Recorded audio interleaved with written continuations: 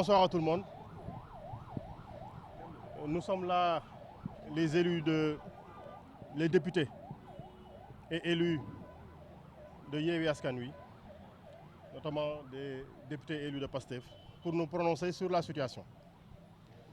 Nous avons constaté ensemble que de manière très illégale, le déplacement du président Ousmane Sonko de Ziguinchor à Dakar, libre qu'il était de choisir son chemin comme d'habitude, a été interdit et ramené, lui, Manu Militari, par un véhicule des forces de défense et de sécurité à Dakar, dans des conditions que nous avons fini de découvrir ensemble. C'est quoi ces conditions? Monsieur Ousmane Sonko est un citoyen libre, libre de ses mouvements, libre de ses opinions. Mais ce qui s'est passé, c'est que on l'a ramené sur Dakar et dans les conséquences de ce retour sur Dakar, nous avons constaté que tous les outils personnels qu'il avait, notamment son téléphone, ses téléphones, notamment sa documentation personnelle, tout a été de manière très irrégulière, subtilisé en des mots très simples, volé et remis sur la place publique.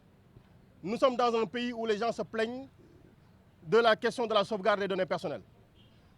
Il n'y a pas eu un juge, il n'y a pas eu une décision de justice, il n'y a pas eu un ordre légal d'une autorité régulièrement habilitée pour demander l'arrestation ou demander que Ousmane Sonko soit ramené sur Dakar et qu'on lui prenne ses téléphones et tous les biens avec lesquels il était. Et ce qui est le plus bizarre, c'est que dans ces moments-ci, seules les forces de défense et de sécurité avaient accès au président Ousmane Sonko. Mais on retrouve sur la place publique ses autorisations de port d'armes. Ces armes, ce n'est pas un délinquant, il a une autorisation régulière des autorités habilitées et compétentes en la matière. Tout ce que nous voyons donc aujourd'hui, c'est un sabordage, c'est un sabotage de son intimité en pensant qu'en faisant ceci, il le réduirait à néant ou il porterait le discrédit sur lui. Nous sommes davantage respectueux. Nous sommes davantage décidés à être à côté de lui parce qu'il a ouvert le chemin de la résistance, il a ouvert le chemin de la démocratie. Nous serons avec lui sur ce chemin-là. Et cette opération a été l'occasion de diffusion de beaucoup de fausses nouvelles. Beaucoup de fausses nouvelles. Et c'est l'occasion pour nous, pour ce qui est en train de se passer, de dire aussi, nous avons constaté tous les désagréments qui sont posés. Nous élevons la voix pour apporter notre compassion à toutes les victimes de cette situation-là, dont le seul auteur, dont la seule personne qui en est l'origine est Macky Sall, pour son besoin, son boulimique d'avoir le pouvoir, d'avoir un troisième mandat et d'empêcher des personnes de candidater. Tout ceci n'est que la résultante de son attitude irrévérencieuse, manquant de respect aux institutions. On nous parle de manquer de respect des institutions. Qui viole la loi dans ce pays-ci? Qui viole la loi dans ce pays-ci? La réponse, elle doit être unanime, elle doit être simple. Il n'y a que le président Macky Sall et tous ceux qui sont avec lui. Et c'est l'occasion pour nous de dire que nous avons vu, en parlant de compassion, Cheikh Bara Ndiaye. Nous avons vu, on nous a informé de notre doyenne, Aïda Mbodj. Là, nous sommes devant le siège de PASTEF. Vous avez vu ce qui s'est passé et nous avons là devant nous un cocktail Molotov. Les forces de défense et de sécurité. Wali Bodjan également, il a reçu des cocktails Molotov chez lui. Et nous avons reçu suffisamment de menaces pour qu'ils pensent que nous nous inquiétons. Nous leur dirons, nous restons debout. Nous resterons debout. Et nous appelons toutes les personnes, tous les citoyens épris de justice et de liberté à rester debout et à porter ce combat-ci. Aujourd'hui, le terrain où il faut se prononcer n'a d'autre signification que le terrain de Dakar. Parce que nous sommes ici à Dakar, c'est ici que nous portons le discours et c'est ici que nous résisterons. Au-delà de ces gens-là, nous avons Aliou Sané, le coordinateur du F24. Mais M. Macky Sall est capable, lui, d'appeler à un dialogue pour le 31. Mais il veut en même temps interdire au coordinateur du F24 de lui organiser un dialogue avec ceux qui le souhaitent. Moi, moi, def li mu bëgg, mais kenn def lu safaanook moom li mu bëgg. Nous ne sommes plus dans une démocratie, nous sommes dans une tyrannie. Et c'est l'occasion pour nous de lui dire, s'il pense que nous avons peur de la prison ou de la mort, il est en train de se tromper. Et s'il pense pouvoir nous mettre tous en prison, qu'il soit prêt. Qu'il soit prêt. Nos contacts, nos téléphones, nos adresses ont été diffusées sur la place publique. Nos contacts, nos téléphones ont été diffusés sur les télés. nous habitons le Sénégal, nous habitons ces cités-ci. Nous nous réveillons dans ces cités, nous ne bougerons d'un seul pas. D'un seul pas, nous ne bougerons. Nous n'irons nous cacher nulle part.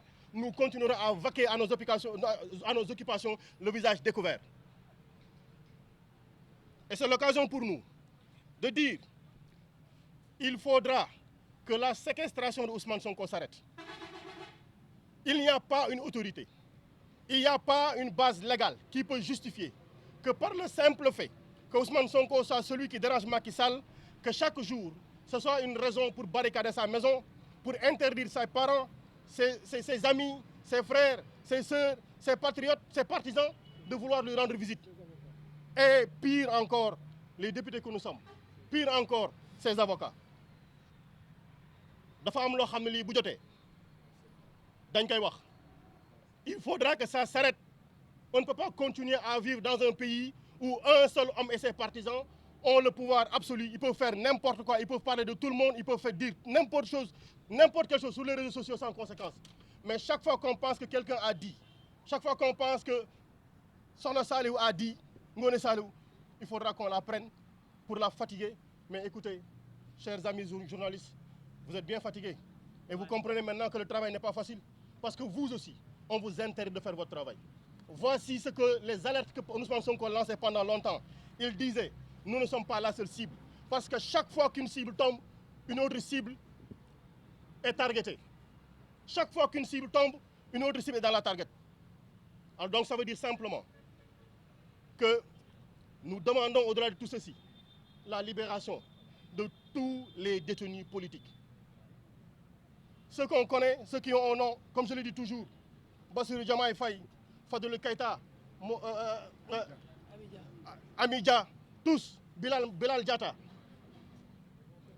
Cheikh Omar Diagne, Ibrahima Gueye Nder, Nit Dof, Abdou Karim Gueye, Khouroum Khakh, et tout cela dont on ne peut pas aujourd'hui prononcer le nom. Nous allons continuer ce combat-ci pour la levée du siège de chez Ousmane Sonko. Mais pour dire également, parce que hier, nous avons entendu des gens prononcer le verdict avant l'heure. Nous avons entendu des politiciens prononcer le verdict avant l'heure. Il faudra qu'on sache, est-ce qu'il appartient à un parti politique de décider à la place du juge? Il faudra qu'on sache, est-ce qu'il appartient à un militant de prononcer le verdict à la place du juge? On verra ce que nous réserve le premier. Parce que comme ils avaient annoncé les résultats électoraux en 2019, ils ont annoncé la décision du tribunal. On verra ce que ça va nous donner. On vous remercie. Et on appelle encore les patriotes, on appelle tous les citoyens à maintenir absolument la résistance. Et ce mot n'est pas de trop. Nous sommes dans une démocratie. Ce mot n'est pas de trop. Résistance, et nous vaincrons. Résistance.